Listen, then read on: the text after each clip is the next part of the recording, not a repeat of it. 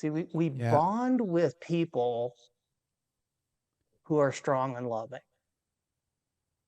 We don't bond with people who are just strong, but they're cold. And we don't bond with people who are loving, but they're really permissive and wishy-washy. It's like, So true. Oh man. Yeah. I mean, when you think about it, it's like we want to, in the best way we can, emulate God in their eyes. Yeah. We are loving and strong You know at the what? same time.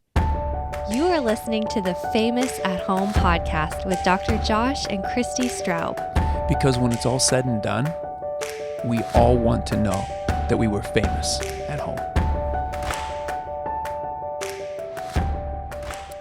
Welcome back to the Famous at Home podcast. Today, we are interviewing Dr. Charles Fay. He's the president of the Love and Logic Institute. He partnered with his colleague, Dr. Daniel Amen of Amen Clinics, to write a book called Raising Mentally Strong Kids. And I am excited for you to look at this book. We have it in the show notes today.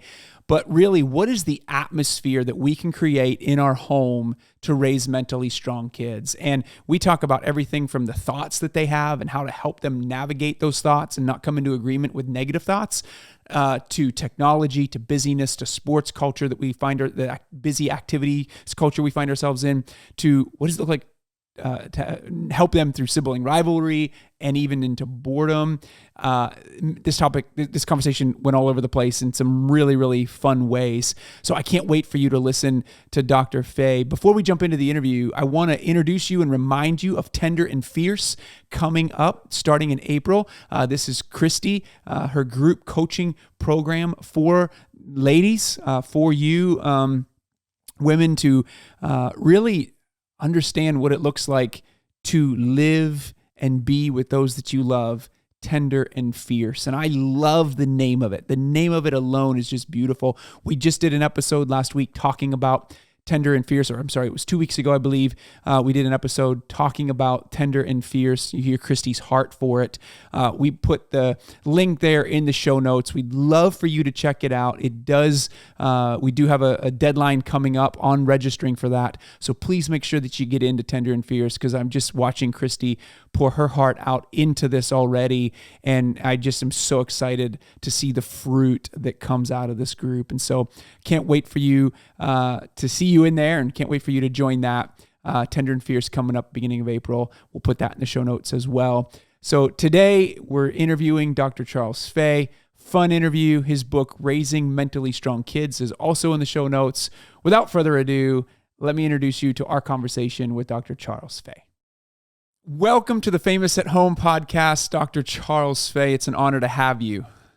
I'm so thankful to be here. And hi, everybody. You're parenting. Wow, what a humbling endeavor. You can do this. You really can. So I'm so thankful to be with you. Dr. Fay, would you introduce us to you and to your family and to just kind of, your world a little bit? Oh, my goodness. Okay, so I have a 40-year-old son. I have a 30-year-old son. And then 17 years ago, we had a surprise blessing. It was like amazing. And so we have a 17-year-old, and so the two are out in the world, the older ones, and he's still with us and living at home. We're living the dream, and it's exciting. It's complex. That's what it is. It's very complex. That's amazing. That's that age gap. We thought that, we have an 11, 9, and 3-year-old. We thought that age gap was a big one. We have nothing. And the problem, biggest problem is, the challenges my wife really has for boys that she's trying to raise. Yeah. So we'll just pray for her. Oh, goodness. Yeah. So the amazing part is you span multiple generations here in your own parenting. And so there's so much wisdom that you bring to the table here. But you and Dr. Amen, as I mentioned in the introduction, have written a book called Raising Mentally Strong Kids. And man, I think in this day and age and in this time, it's easy to go, okay, raising kids today is so different than it used to be. Do you believe that? And what are the things that you're seeing as stronger challenges maybe today than what you did, parenting, a couple decades ago? Well, the technology is a game changer. Social media, all of that. Hey, that is makes it way more challenging. But there's good news. Hey, parenting's never going to be easy. That's the That's right. challenging news. But the good news is that if we can rest on some really solid basic principles and not make it too complicated, we can really be successful. And that's really what the I book love is it. all about. It's some core fundamental principles and actionable steps, things that we can actually do. And so I'm going to give you a chance to talk. I could just roll with it, but I go want ahead. you to roll with it. I don't want to be the Okay. one talking here because you're the one with the wisdom and experience. So raising mental, and the book is so incredibly practical. We're going to have it in the show notes here today. Can you give me a little bit of an idea behind? Okay, so give us the main idea of the book, and then kind of even your passion, because I already hear your passion behind it. When you and Dr. Amen Yeah. coming together with this thing, like what was the goal? What did you set out to do? Strong and loving kids. How do we raise kids who have healthy brains, healthy hearts, right? Healthy habits that can be really strong and loving at the same time because it takes a lot of strength to be a loving person. Can Yeah. we agree on that? Yeah. Oh, Okay. yeah. Can you speak to that a little bit, even? Yeah. Oh my goodness. I mean, we got to put ourselves aside. We got to put other people first. We have to be patient. We have to say no to our own desires and impulses. And yeah, that takes a lot of strength. I Yeah, it mean, does. It absolutely I does. struggle with that. Yeah. Okay, let's be real. Yeah. And so what it comes down to is parents being very loving and firm at the same time, caring and firm at the same time. If you can rest on those two principles, okay, how am I going to be caring and firm today with my kids? You'll find different ways to do it. But one of the key pieces here is kids need to understand that there are loving limits in the home. Old fashioned idea, but without it, we're sunk. Okay. Yeah. And, we know limits are so important. But honestly, how many of us, even adults, appreciate hearing no? I mean, how many Yeah. of us really like that? And we know it's good for us, but we buck it, don't we? Yeah. I mean, Absolutely. Yep. we actually fight the very same boundaries that we know down deep we need the most. And that's an important thing to remember. Kids are Mhm. going to test or fight the boundaries that they know down deep that they really need the most. And so, one of the things that absolutely has to happen in a successful home is the kids need to understand that you're not going to get pulled into arguing with them. I mean, that is so foundational. You That's set a good. limit, the kid is like, oh man, or oh, well, how come? Or Julie's parents let her. And we get that. That's called normal kid behavior. We just need to Yeah. prove it doesn't work. Right. And so how do we That's, prove that it doesn't work? Okay. yeah. Yeah. Yeah. Two steps. Just get really practical. Two Yeah. steps. Number one, don't think too hard about what the kid is saying. Because if you think too hard about it, I get angry, we get angry, we start reasoning with the kid, we start giving these wonderful lectures about how things used to be or should be, oh, for crying out loud, how many times do I have to tell you, what do you think money grows on trees? Now, how many times do kids actually stop us and say, that is so wise. I never thought about it that way. Give me a hug. It's like, come on, really?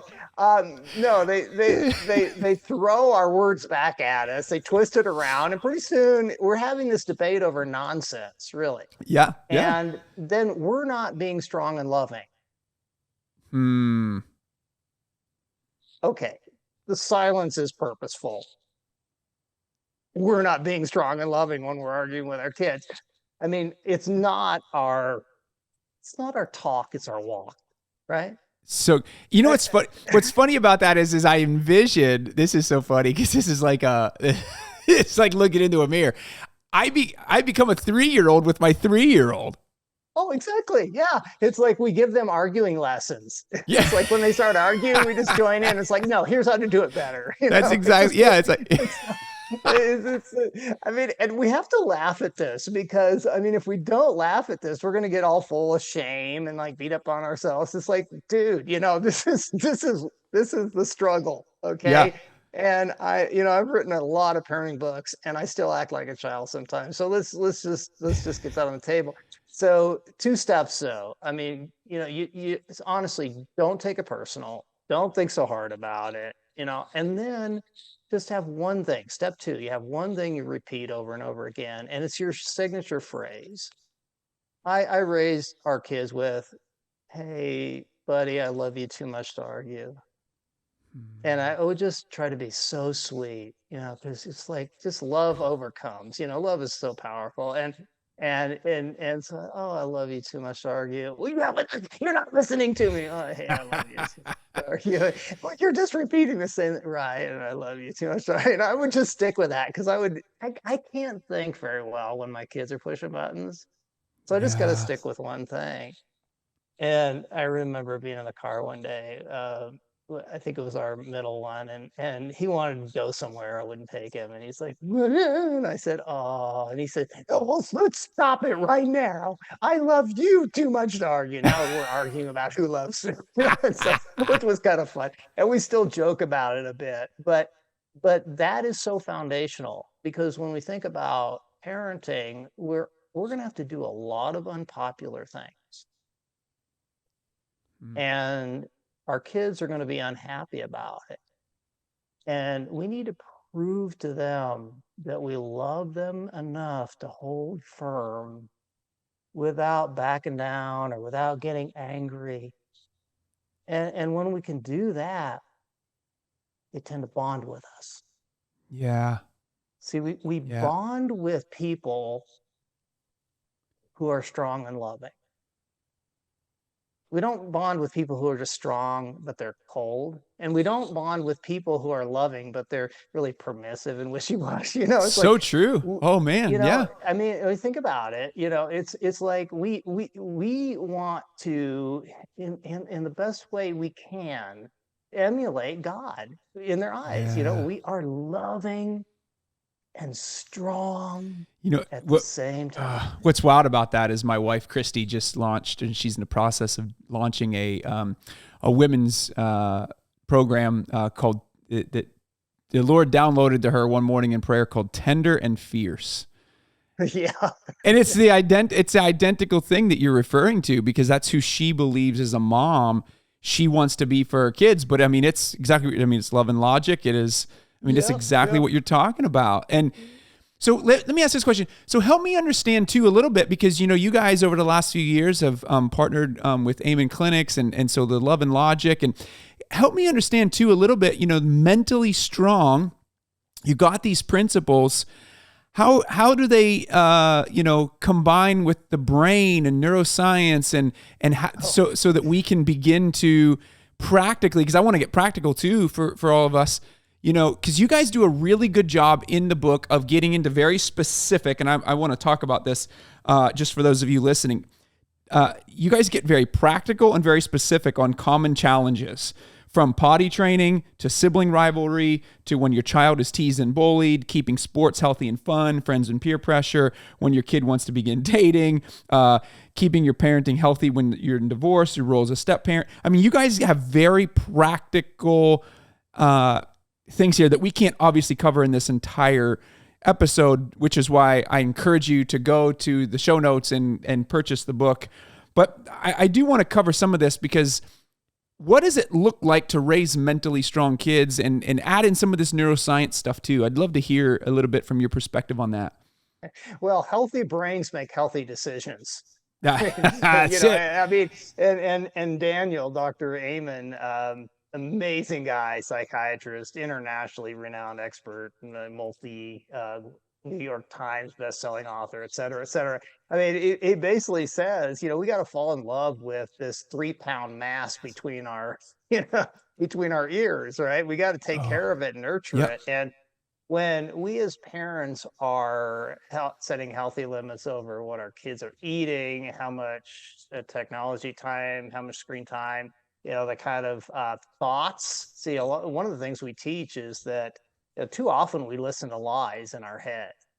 Daniel calls those automatic negative thoughts ants. They Yeah. infest our minds. And when we can teach our kids to ask this question, is this true? They're thinking something or they're saying something. Is this really true? What is the truth? And we can get into these habits of agreeing with lies, like, oh, I don't measure Mm. up, or I can't do this, or life's always unfair, or my parents are horrible, this and that. Then we can really slide down a slippery slope into despair.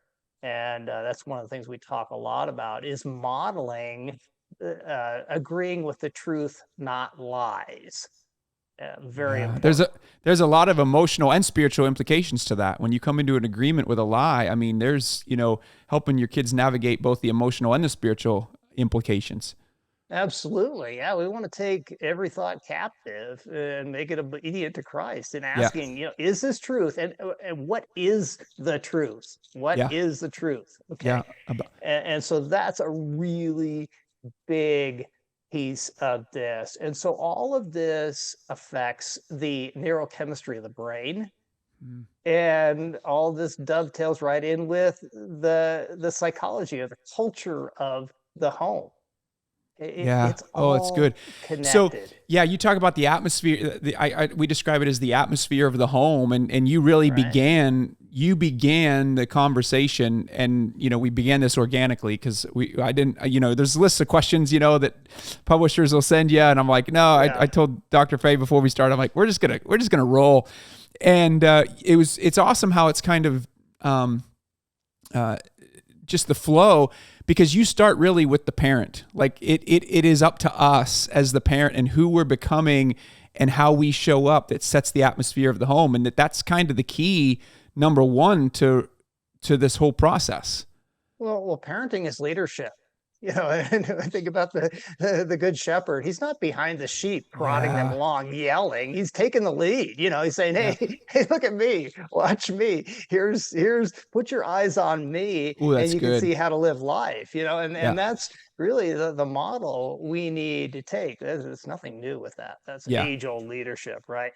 But when we set limits, let's talk about setting limits. Yeah, Okay, let's we do that. Yeah, set that's good. Yep. limits. We set limits by describing what we're going to do and what we're going to allow. So it sounds like, I'll listen when your voice is calm. That's something I can control. That's me taking the lead, right? I'm not Mm. saying, hey, get a civil tongue in your mouth, which starts an argument. Well, I'll listen when your voice is calm. And I'll wipe oh, your mouth out with hey, soap. join us as soon as you're for dinner. Yeah, right. I still remember the taste of palm olive. Yeah. Yeah, it's like, um, but it's like it's things like, yeah, join us for the meal when your hands are washed. Yeah, oh, Mm. they're washed. Well, what do you think I think, honey? you know, Yeah. yeah, or I allow kids to drive the car Mm. when I feel like they're following the rules of the home. This is what I do. Well, and what do I do? See, we're Yeah. always talking about what we're going to do, what we're going to allow. I allow technology use in this home when I'm seeing that it isn't hurting our relationships. And that's a foundational limit for technology use. Let's just open up that box right now and talk about Yeah, I that. would love Okay. to. Yeah, because so let's organize this. Yeah, we talk about setting limits. You're talking about the tone of voice that we're using. I Right. love you too much to argue. Setting that emotional tone, really loving well, but setting those limits. Now, yeah, let's take that practical into the Yeah. technology, because I think that's a massive one. I love that you said that. I allow technology in the home until it starts to hurt relationships. Define that for what that looks Well, like for us and how we can practically apply that. Because you have people listening that have 2 to 3 year olds and then all the way up to, 17, 18 year olds. right. And so let's back up a bit and say that the solution to technology issues is not more technology. We have this fantasy sometimes that if we just put some parental controls or blockers or whatever you want to call it on the devices, and that's going to solve the problem. And it's a good thing to do. There's nothing wrong with that. I'd recommend it, by the way. But it's really going to come down to relationship. How tightly connected does that kid feel to you? Yeah. Okay. And what type of limits are you setting in the home? And so as a parent, I'm saying the overarching limit over technology is I allow it as long as it's not damaging our relationship in any way. And so when a kid is getting sneaky with their phone, is that helping the relationship or hurting it? Yeah, it's hurting it. Yeah. Is when the kid is irritable and anxious and difficult to be around because they've been on it too much, is that Yeah. helping or It's a big hurting it? one. Yeah, that's exactly right. Yeah, That's a see, big one. Yeah. everything comes down to that litmus test right there, right there. Is it improving or is it hurting the relationship? And so many times we as parents, we have to take it away. Yes, we have to remove access to that device and say, no, it's not an easy thing to do. Yeah. And I think going back to your leading, rather than, yelling, but leading, I think we have to pay attention to that in our own lives too, in terms of when the technology for us is, if I'm on it too much because of work or whatever, and it's hindering, like, I think there's you have to look backwards too. Like, are my sheep following my lead? And now I'm turned around and I'm asking them to do something that I'm not willing to do. So true. So true. Yeah. And so that's really the first step, is asking ourselves how we are living our lives, what our kids are seeing. Are we out in front of the sheep or are we behind them prodding Yeah. them along? Yeah. And I think Yeah. too, I'd love for you to speak to this too, because I think there's something, especially with technology today, where, it's such a subtle thing, right? It's like the enemy comes in with Eve and is super subtle, surely you will not die, and starts asking questions, and starts to get her to question. And I think it's so the slippery slope into the irritability that's hurting, our relationship, the sneaking around that's hurting our relationship. Sometimes that has been going on for so long that maybe we've hit a point that's too difficult. Like, it's like we've noticed the relationship is now out of sorts, but we're so far down the line because this subtly happened over time. What are your suggestions for going, okay, what do limits look like with technology before it hits that point even? Like, how do we pay attention to that? Well, first we set limits with ourselves, and we say to ourselves, my kids are never going to be on the phone in the store. That's a limit I set with myself. My kids are going to be helping me shop, starting from the time they're too small to walk, but they can sit up in their stroller and Yeah. I can look at things with them and say, what do you think about this product? Yeah. It's like interaction, and they're not on their phone. Oh, please, people, just don't have them on their phone. Yeah. Little In kids should public. not be staring. Yeah. They should not be staring at the phone. So I'm setting limits with myself. I'm basically saying the less screen time, the better. And pretty much none during the first 3-4 years of life. I mean, Yeah, once it becomes a babysitter, they will bond with the TikTok. They won't bond with you. Who do you want raising your kids? Yeah. That's Okay, exactly. so That's a statement right there. Who do you want yeah. raising your kids? Yeah. Yeah, I don't think I want TikTok raising my kids, Yeah. right? I don't think so. So I mean, and so I have to set those limits with myself. I'm also, as they get older, the phone is, or the technology, in my mind, I'm remembering this is just an opportunity for them. It's an occasional privilege, but it's not a right. Okay, I'm not going to fall into the trap of believing that my kids have to have phones. In Yeah. our Yeah. home, I used to say, you guys can have phones when you reach the age that I had my first one. And of course they said, well, that was 30, Dad. I said, yeah, I guess that's a little sarcastic, but Yeah. but the whole idea is you're not entitled to it. Yeah. That's Right. good. And Yeah. you can borrow a phone, but it's not yours. Yeah. That's There's a good. difference there. Yeah. Yeah. See, other limits are we never in your room with the door shut with your devices. Yeah. The devices are not available to you at night. Okay, they all go in this basket right next to my head, like right Yeah. by the bed, and I Yeah. make it, put some loud stuff on top of it, so if they sneak in there, they That wakes me up. you know what's going on. That's right. Exactly. That's right. Hey, So got to be a lot of limits over that. you guys talk in the book about mental hygiene being critical for parents and kids. Talk to us a little bit about what mental hygiene. What do you mean by that? Well, mental hygiene is really again what we put in front of our eyes makes a huge difference, and so Right. That's a big we one. want to Yep. model Yep. that. The mental hygiene has a lot to do with the kind of thoughts that we allow floating around our brain. We talked about that Yep. earlier. Yep. Yep. And in the book, we give some explicit recommendations for sitting down with our kids and talking about what happens when we entertain uh, automatic negative thoughts, when we don't question those, when we agree with lies. Yes. Yeah. And with that, what about sibling rivalry? Because that is one that we get asked a lot about. You guys talk about it in the book. It's a common challenge that parents have. Talk to us a little bit about that and how parents can deal with that going on in the home and stay sane and not become a 3-year-old. Absolutely. Well, the first thing we want to know in our heart is that we are loving kids for who they are.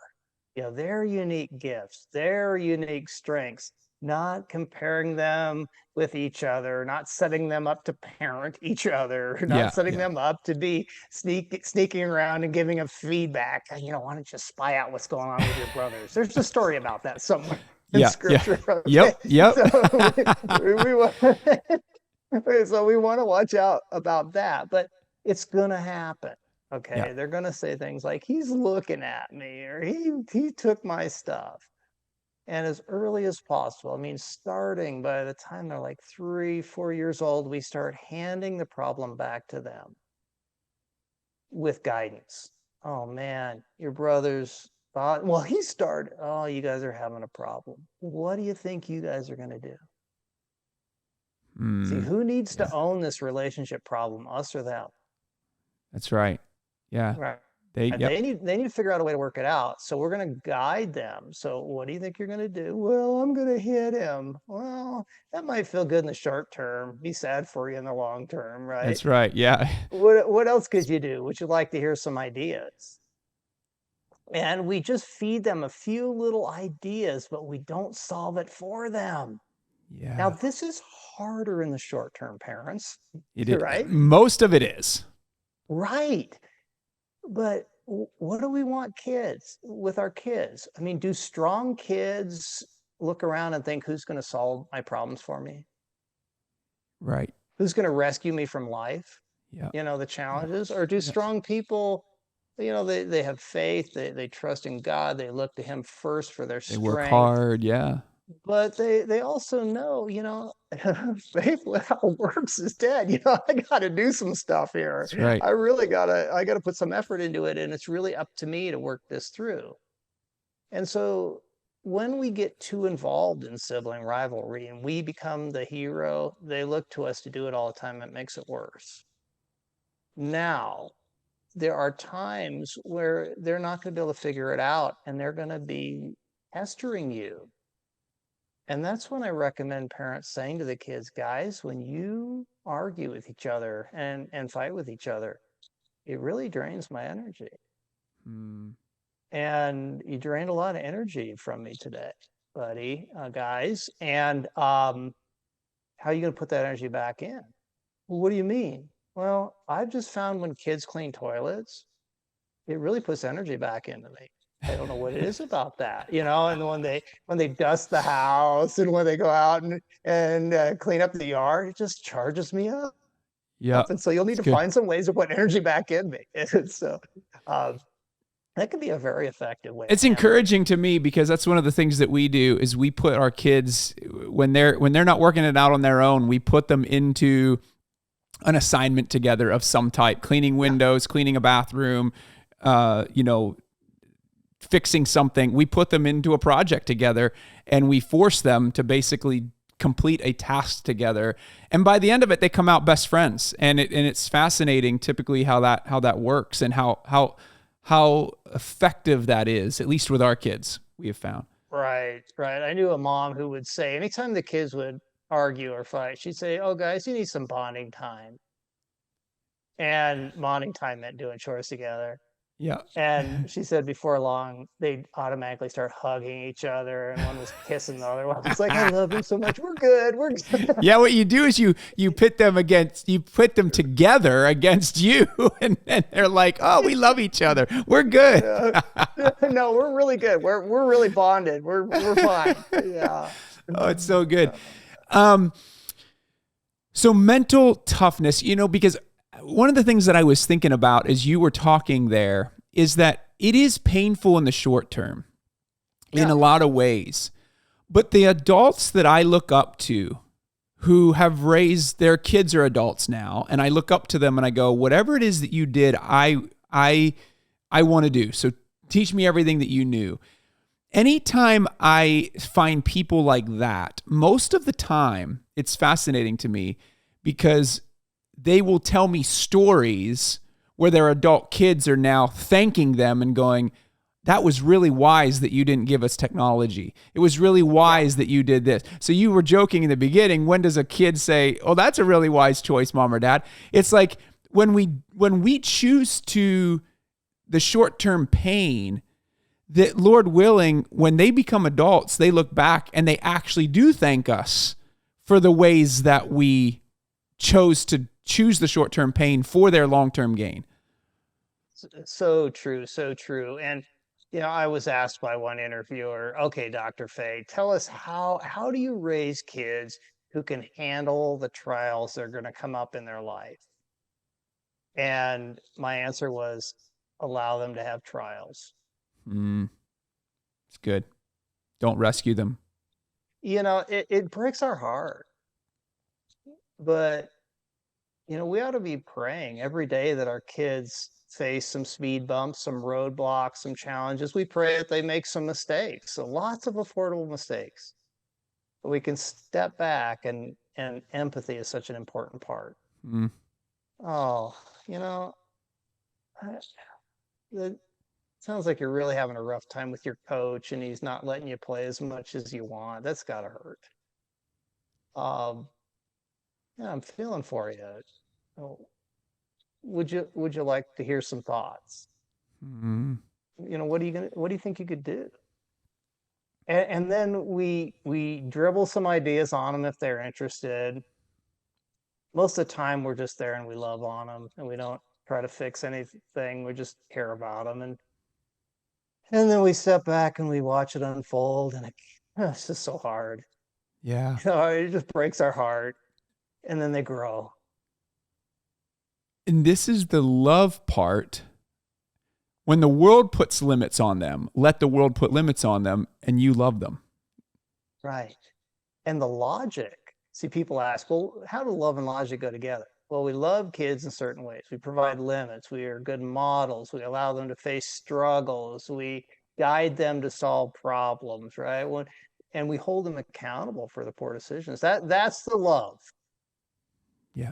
The logic is what happens inside of their head. So when we love them in that way, this logic starts to develop in their head organically.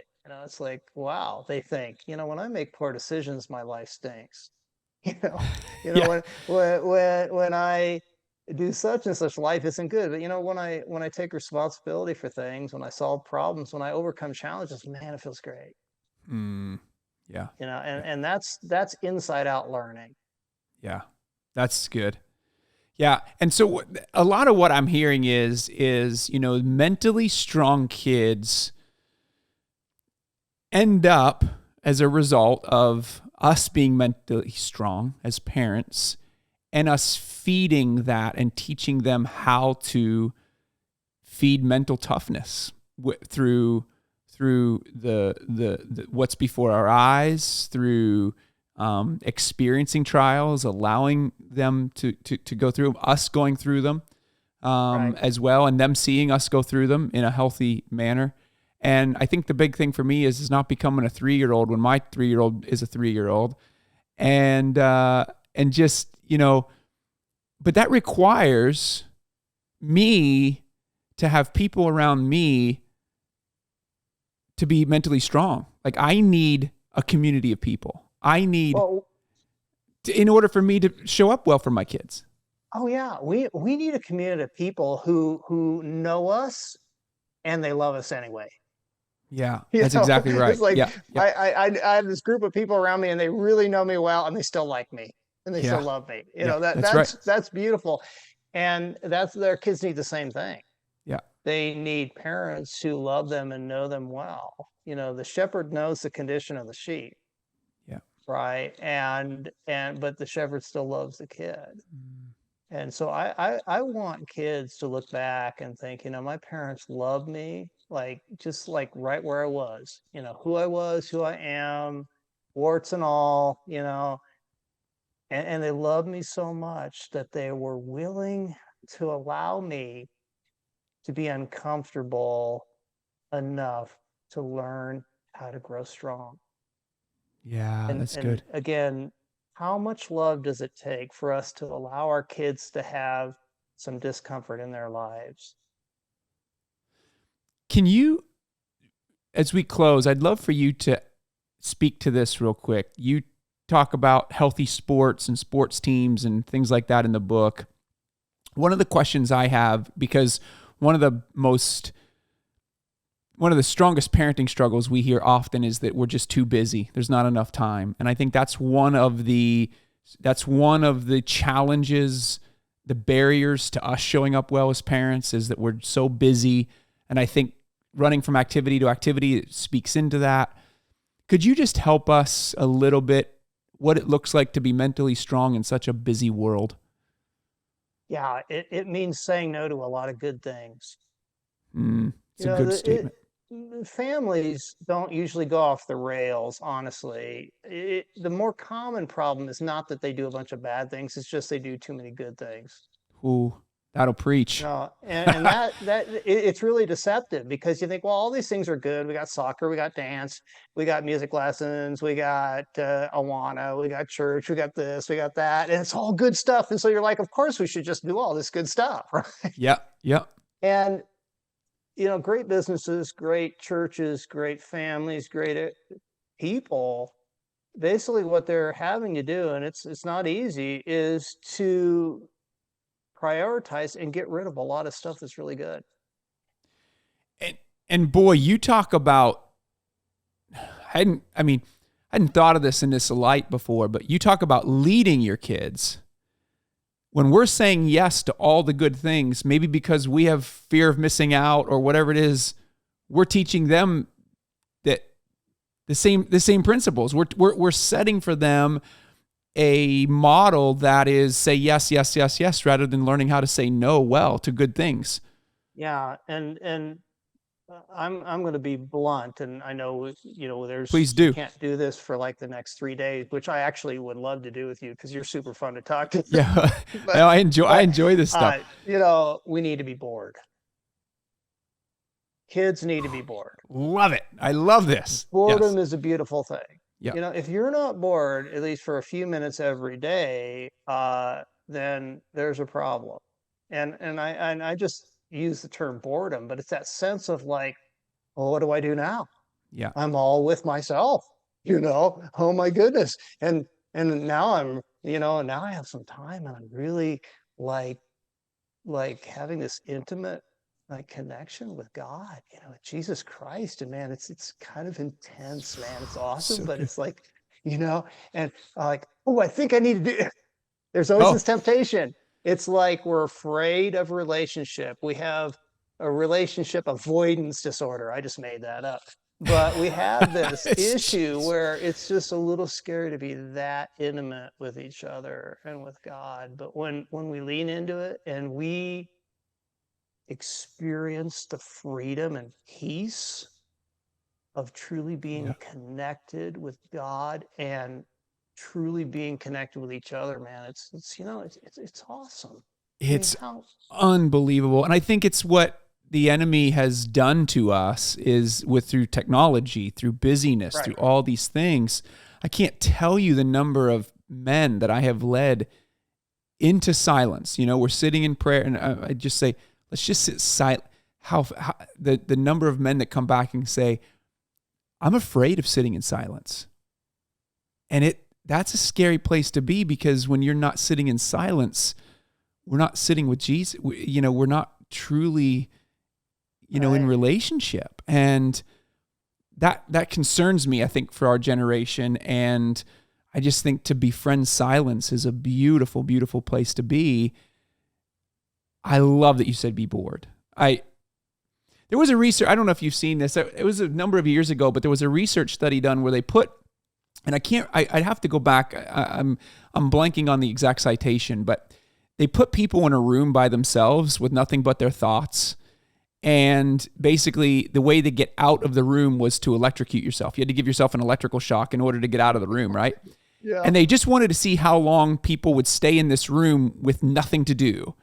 And the average amount of time that people sat in that room was a little over 6 minutes before they electrocuted themselves. And I'm like, yet research shows, as you said, that boredom leads to creativity and imagination, but it takes at least 15 to 20 minutes of boredom for creativity to kick in. And I'm thinking, if all of these tech giants, Steve Jobs didn't allow his son on an iPad, his kids on an iPad, all these tech, people who are creating the devices were protecting their children.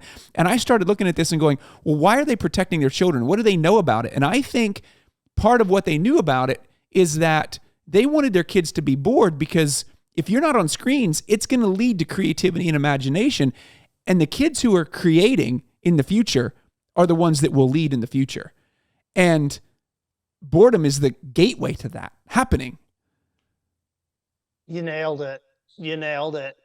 And so getting over that hump, of anxiety we experience or discomfort, and then leaning into that and leaning into it with our kids is really, really powerful.